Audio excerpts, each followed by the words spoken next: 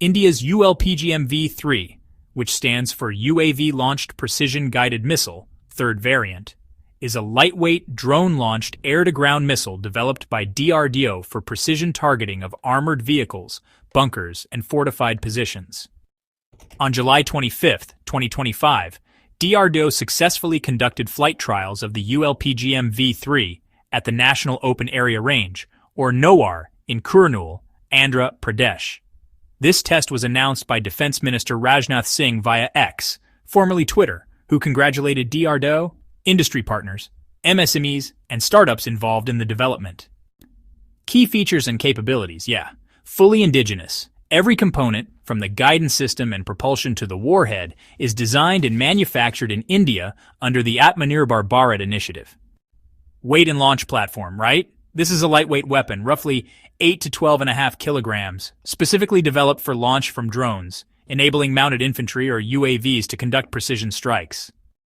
So let's talk about the guidance system. The ULPGM-V3 uses a dual-channel seeker, which is electro-optical and infrared, allowing for targeting both during the day and at night. It also supports a two-way data link, which means target parameters can actually be updated even after launch. Moving on to warhead options. These are modular and include anti-armor warheads for ERA-equipped tanks, penetration cum blast types for bunkers, and a pre-fragmented variety designed for area effect. Now about its range. While the exact details are, classified, earlier reports suggested a range of around 4 kilometers by day and 2.5 kilometers at night. There have also been speculations about the V3 version possibly reaching up to 10 kilometers. Why it matters. Precision strike capability from safe standoff. Drone-launched munitions reduce risk to personnel and enable remote engagements in rugged terrain, like the Himalayas or frontier zones.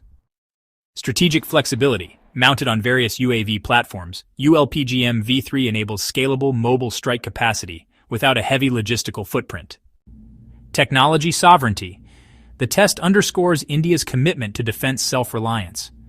DRDO and industry have shown end-to-end capability from design to launch trial, which is honestly a key deliverable under Atmanirbhar Bharat. Full operational deployment details like cost per missile, integration plans with specific UAV platforms, and how V3 differs from earlier versions, those remain classified.